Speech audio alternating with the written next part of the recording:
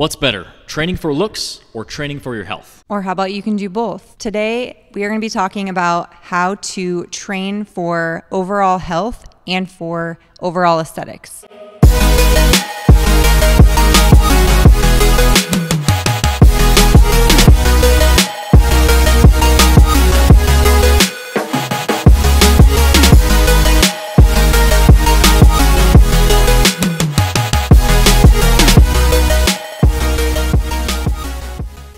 Before we hop into today's podcast, if you guys are looking for great supplements to fuel your body composition goals, your performance goals, and your health goals, go check out our supplements at fitgrindformula.com. We provide high-quality supplements that can help you aid in supplementing your nutrition to reach your body composition goals, performance goals, and health goals. We currently have our whey protein powder, our electrolyte powder, and our greens powder, which is our newest release. So if you guys are looking to check out our supplement line, head over to fitgrindformula.com. The link is in the comments in the description below, and you can even use the code GRIND15 for 15% off your first order. So thank you guys for the support for the brand. Let's hop into today's podcast. Yeah, so welcome back, guys. Today is a fun topic. We're going to be talking about how you can get the body that you desire while also being healthy. Because sometimes we feel like it can only be one or the other. We're going to explain to you guys how you can have the best of both worlds today. Yeah, I think, when we set really extreme body composition goals and we tie it to like our whole self of like, this is who I am and this is how I recognize and identify as myself of this body composition goal. And without it, I don't feel myself. I think that's, something that is really dangerous. It's a slippery slope. We've both experienced that. That's why that's why we can talk about this, is because we've both experienced times in our life where we really focus really heavily on our body composition goals and at times sacrificing things that are going to help improve our health. So today we want to talk about how you can structure your program, your nutrition, your workouts, your lifestyle to get the best of both worlds, to train for body composition goals, whether that's to lose weight or build muscle, while also coming back to the first goal of health. So I don't mean to laugh at that, but it's a conversation that you and I have frequently. Me personally, I do feel like with the past of bikini competitions, I got down to such a low body fat percentage that when you do get to a normal body fat percentage, you feel quote unquote fat. Or, because you're used to seeing yourself at the skinniest version of yourself. So there is times where I do have those, desires to look that way again, or that body dysmorphia that sets in frequently. But I think overall, like you always remind me, there's a lot of things that my body can do now that I wasn't able to do when I was at that lower body fat percentage. Because yes, while you may look great, the amount of extreme measures that you have to take to get there, as far as your diet, your mental health, your social life, all of those things are jeopardized. So I think, you have to pick and choose what's more important. Is it important for you to look that lean and undergo hormone issues and health complications and mood swings and lack of energy, lack of, your libido's low, those things? Or is it worth finding a balance and being able to do things in the gym like pull-ups and running, going on runs when it's nice outside? I think those things for me are what fill my cup more. Going out for ice cream with the kids and not feeling like you have to miss out on those things. Those are just all, like, that's the point of life, right? Experiences and experiencing different things and different foods and different events. And I think when you're so hyper fixated and hyper focused on looking a certain way, it doesn't allow you to slow down and enjoy those things. Yeah, and I think, say that that's your goal. I want to step on a stage. I want to compete. Some people might have that goal. A lot of people might not. But say that is your goal. I don't think there's anything wrong with that. No. But I think what you need to really think about is, what is your long-term goal? Where do you feel most healthy? Where do you feel your best? And like you mentioned, like, your energy is not going to be great when you're dieting for a competition or show. So realize that, and realize that the long-term probably not going to work out. And caloric deficits are meant to spend a chunk of time in. We shouldn't spend our entire life in a caloric deficit. And I think that's where a lot of people fall into this trap, is like they're constantly trying to lose weight. And they're like always in a deficit, but that's not healthy. Or when we're in a deficit, we're not providing our body with the nutrients and the calories that we need. So if you're looking to lose weight, you need to spend a chunk of time in a caloric deficit, but it can't be an indefinite thing. And I think that's one issue that we can talk about off the bat, is like, how long should we spend in caloric deficits? What does that look like if I start plateauing or I feel lack of energy? Like, should I come back up to maintenance? And like, there's lots of different strategies. Yeah. That's why working with a coach it works so well, because they're going to be able to regulate that. Going to be able to look out for those things ahead of time, or periodize the program in order to optimize your results in a chunk of time. But the main point I want to get across here is that you should not spend the rest of your life in a caloric deficit. No. You need to find chunks of time that you maybe, I'm trying to lose 10 pounds in 16 weeks or 20 weeks or whatever it is. But then reverse back up to maintenance amount of calories. One big issue that I think a lot of people struggle with, and me myself sometimes, is like looking at food as good and bad. And I think one of the biggest things that has changed our outlook on food is looking at food as fuel. It's there to fuel our body. Carbohydrates are a good source of energy that are going to help us have good energy throughout our day and for our workouts. And it can't be so black and white of like, this is bad, this is good, I should never eat this food, I should always eat this food. Like, you have to have balance. And I think that's what it's all about too, is fitness should be an addition, a positive addition to your life. It shouldn't take away from your life or the experiences that you have. Yeah, while there's good and bad foods that are going to keep you feeling full and satisfied longer, I don't think, like you said, there should be a black and white of, this avocado is a bad food because it has high fats. That avocado has so many micronutrients in it, and the nutrients that your body needs to keep you feeling full and satiated. So, there's ways to look at food as, I hate to say that too, good or bad, but back to what you were saying on getting into that calorie deficit and being in that calorie deficit for too long. I think a lot of people too, and I've been guilty of this, I jump down to this deficit for too long or too quickly. And then you're doing this really low calorie for like 4 days. And then all of a sudden you're like, holy crap, I can barely take this anymore. And then you just go on this straight bender. So are you really in a calorie deficit, or are you like yo-yoing because you want to lose the weight, but your calories are too low and you're restricting yourself too much, that it's causing you to not be able to be consistent with that deficit?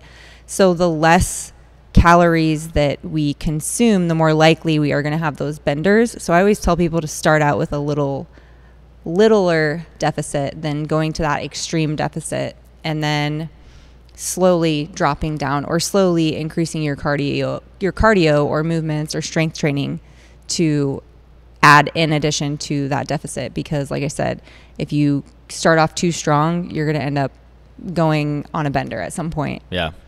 And I think, we're trying to tie this all back to health. You can even look at the opposite side of the spectrum. Like, a lot of people are trying to lose weight, but there's also some people that are typical guys that are trying to gain weight, trying to put on a bunch of muscle. And I think one big common mistake that I see there, sacrificing your health, is just eating everything in sight and going on a quote unquote dirty bulk. And I think the question that you have to ask yourself is like, does this prioritize my health? By eating McDonald's and ice cream and cookies every day, is that good for your health? No, it's not. So you can still gain weight. You can still gain quality weight and still bulk while structuring 80% of your food around whole food sources. You're probably going to put on less body fat. You're going to feel better. And then once you bulk up to a certain weight, you're not going to have as much body fat to strip off. And overall, you're just going to feel better. Your health markers are going to be better. Because at some point, if you're gaining a bunch of weight, you're going to start to run the risk of high cholesterol, high blood pressure, things that are not necessarily healthy and deemed as healthy.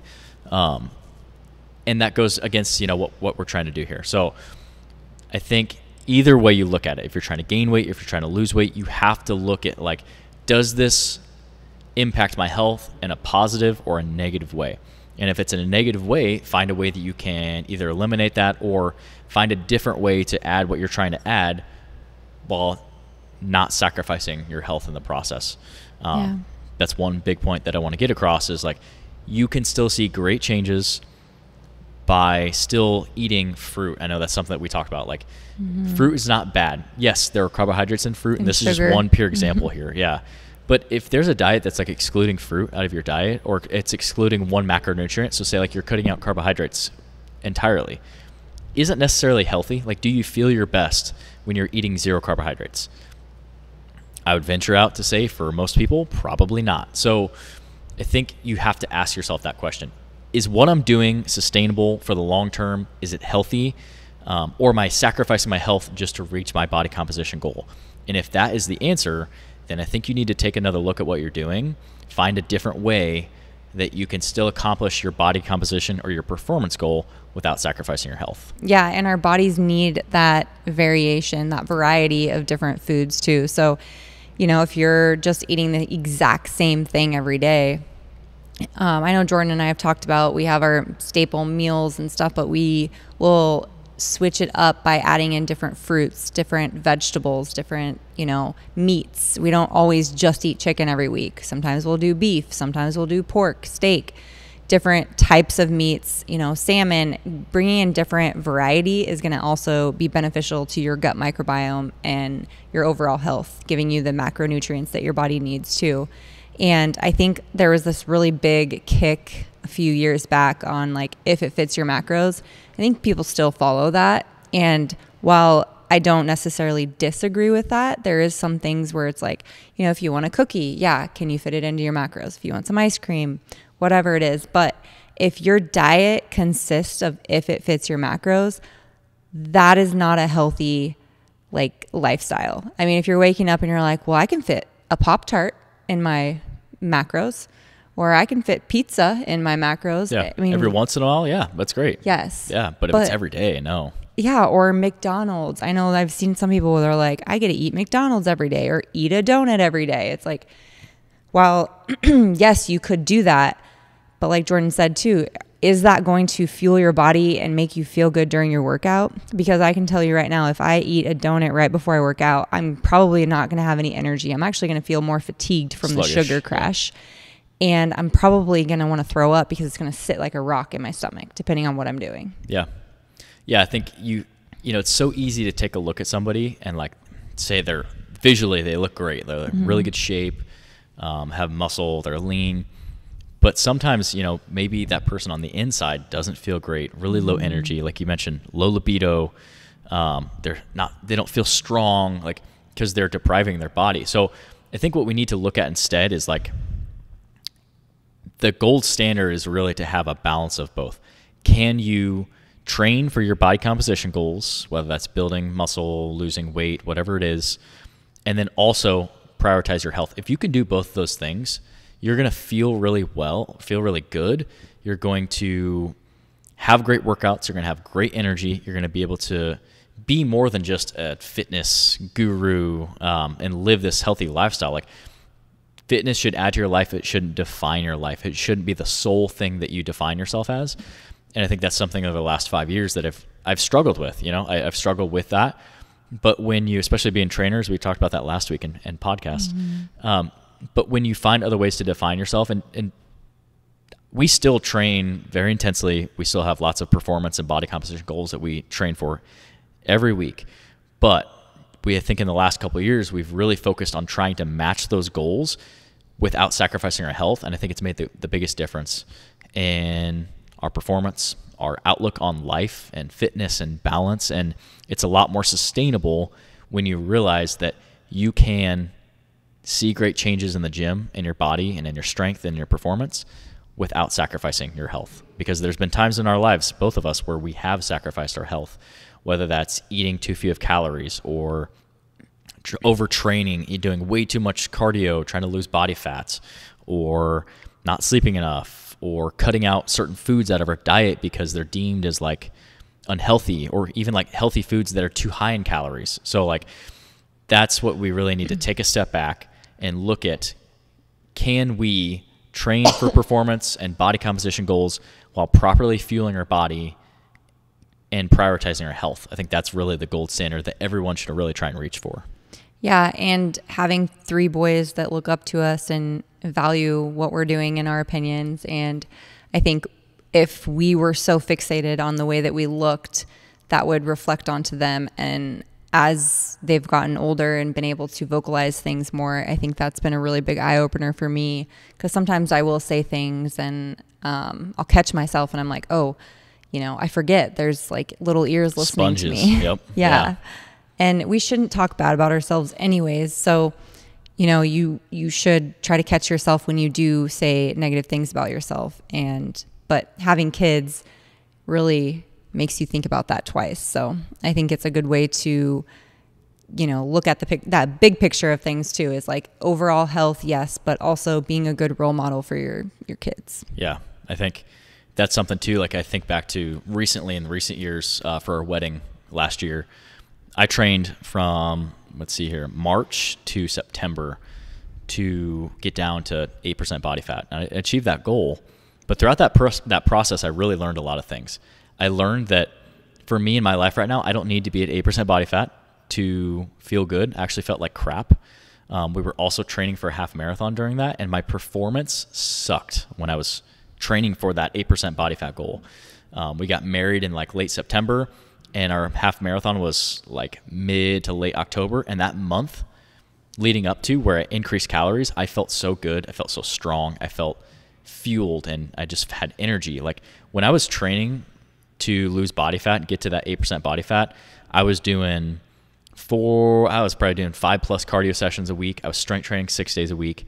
I was severely under eating. I was working long days, 5 a.m. to 6:30 p.m. Lack of sleep. I just get no sleep. I had no libido. I had no energy. When I came home, I was just a rock. Like I would just sit down and I was just a bump on a log. So that to me was very eye-opening. It was a good experience for me to go through, because I realized that that's not healthy. That's not the health that I'm trying to strive for. And that's not what I want to show our kids, that's what healthy looks like. What I want to show them healthy looks like is eating proper, fueling our bodies, having really good workouts, getting stronger, but also having time and energy for family, and like not just having fitness consume your life. I think that's really the model that I want to set for our kids, is like, that is what health is. It's not just this vain thing, how we look in a mirror, but it's how we feel, how we perform, and the energy that we have to do other things outside of the workouts and the nutrition itself. Yeah. So even like when they come in here to work out, it's like, I never use the gym as a punishment. I always use it as a, hey, if you do this, you're going to feel better. Supplement wise, it's like, hey, if you take this, it's going to make you feel better. Yep. And educate them along the way on, okay, if we eat this protein and we have these fruits and vegetables, this is going to make you feel full, and it's going to make you feel better and have more energy at your sporting events, and just educating them along the way. And it also keeps you in check and accountable too. Yeah, for sure. So I hope this podcast helps you guys understand that you can train for performance or body composition goals or whatever your goal is without sacrificing your health. That's something that we are really trying to prioritize in our own lives and our own fitness. That's something that we're trying to preach to our clients that we train in person and online, and through this podcast and through our social media, is that you can have the best of both worlds, and you don't have to sacrifice your health and your sanity to reach your body composition goals. You can have both. And that's what we're going to continue to talk about on this podcast, and the content that we're putting on YouTube and Instagram and social media is how to really do that. So if you're interested in that, follow along, and we'd love to keep talking about all things fitness on this channel. We'll see you guys in the next one. We'll see you.